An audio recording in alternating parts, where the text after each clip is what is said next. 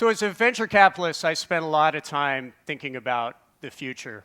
And as I think about the future, I have a very specific framework that I use, and in fact, a lot of leading early-stage venture capitalists use to think about the future. And it's this matrix that you see here. And this matrix is quite easy to understand. Either you're right or you're wrong about the future. And if you're wrong, as you can see, you don't make any money. But if you're right, the way to make a lot of money is to be contrarian rather than consensus about the future. In thinking about the future, one of the pieces of conventional wisdom out in Silicon Valley right now is that the innovation that should be happening isn't happening. We should be having flying cars. A favorite quote of mine from Peter Thiel is about, we wanted flying cars, but instead we got 140 characters, being fairly dismissive of the idea of social media being an important part of the future. But I am a mechanical engineer. I do love science fiction. So I wanted to walk you through some basic thinking about what would happen in a future that looks a lot like the flying cars future. So how many people here are fans of Star Trek? I'm a fan of Star Trek, yes. All right. So Star Trek has some very key plot elements.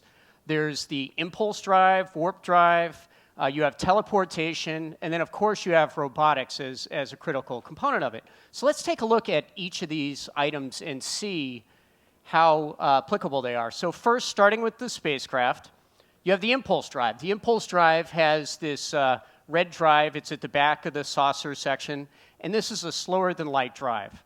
So if you just step back and you look at the energy requirements for an impulse drive, to accelerate just 1 ton to 10% of light speed, this is assuming perfect energy transfer, you're talking about 0.45 exajoules of energy. And to put that in context, the largest nuclear weapons test of all time, the Tsar Bomba, this is about 1,500 times the size of Hiroshima, conducted by the Russians back in '61, was about half that amount of energy. So you might say, well, what about the warp drive, faster than light?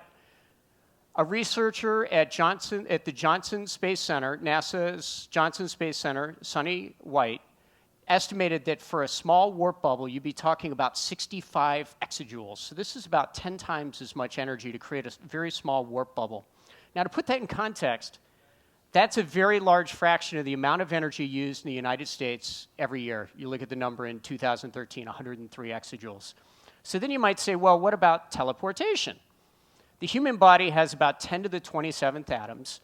It works out to, conservatively, about 10 to the 45th bits of information.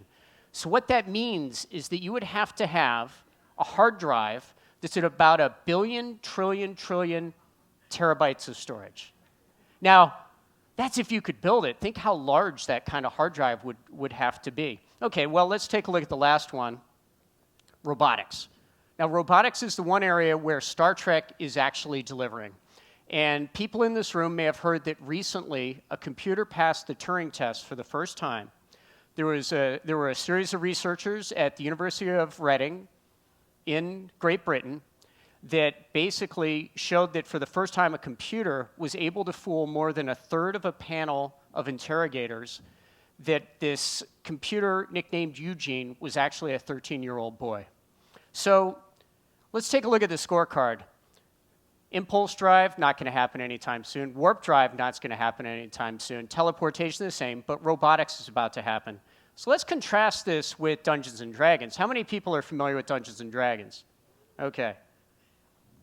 Well, what do you have in Dungeons and Dragons? You have enchanted objects, you have flying objects, you have casting spells, and then of course you have bioengineered organisms. Let's look at each of these and see how realistic is each of these in the fantasy world. Well, first you have enchanted objects. And what's happening today is you have startups that are actually building products that are similar to the different things that you see in Dungeons and Dragons. Here you have a ring that you can put on your ring finger. This is from a startup called Nod. It has Bluetooth and Wi-Fi, a very powerful processor built in, and it allows you to control the world around you. So you're starting to have these types of enchanted objects. And then you have magic wands. Everybody in this room has a smartphone. On that smartphone, you can load any application you want that you can wave at the world around you. You can control your thermostat. You can control music. You can talk to it using Siri.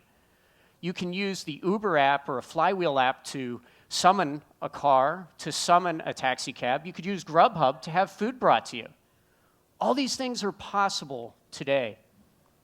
Well, what about invisibility? You have the cloak of invisibility that you would have in Dungeons & Dragons. Well, this is stuff that's been around actually for a while. Researchers are showing that you can actually recreate invisibility. And in fact, militaries around the world, this is the British military has been testing a tank where it actually has cameras on one side, it has displays on the other, and it can actually actively camouflage and become invisible. This is happening with stealth fighters. This is happening at smaller scale as well. Invisibility is actually happening. You have magic mirrors. You can look in this mirror and see this other world. This is just like the Oculus VR headset, virtual reality. For anybody in this room that hasn't tried it on, you try this on, you'll see how real it actually is. Flying creatures. You take a look at this, you have a flying horse, but then you also have the DJI Phantom. This DJI Phantom wasn't even possible 4 or 5 years ago. The processing power that you need to be able to change the speed of each of these quad rotors, you have to change them about 500, 600 times a second to stay stable and stay in the air, wasn't possible to anybody. And even if you had that processing power, it would weigh too much to actually fly. And then finally, bioengineered organisms. You have Dolly on the left, you have orcs on the right. And you can see all the things that are coming around cancer therapies, around bioengineering, bioengineered crops, et cetera. These things are happening today.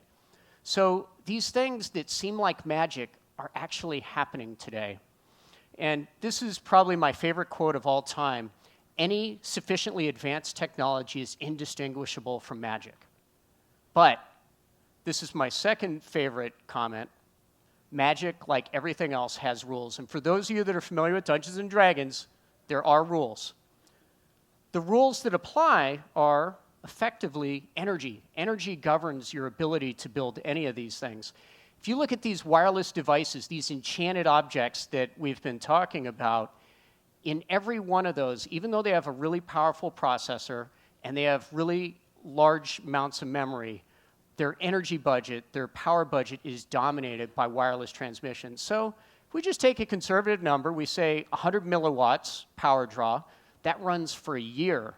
And you take a look at that running nonstop, each device draws about 3 times 10 to the 6 joules in a year. To put that in perspective, one Star Trek warp drive could power 20 trillion enchanted objects for a year. So if you take a look at the scorecard, you can see that Dungeons & Dragons is batting about 1,000 on these different counts. And for me, this is actually really sad. This is my library at home. The books that you see circled here are all the science fiction books, all my favorite science fiction authors. And up at the top, you can see my collection of fantasy books, which I actually don't spend a lot of time reading. But this is the future. The future does not belong to the flying car. The future belongs to the enchanted, self-driving automobile that you see here. And if you want to learn more, I'm going to be talking about what are the implications at 3:40 later today, a much longer presentation with Q&A for entrepreneurs that are interested in what this means for finding and creating and bringing products to market. And I'll be putting these slides up on my blog over the next day or two. Thank you very much. Thanks.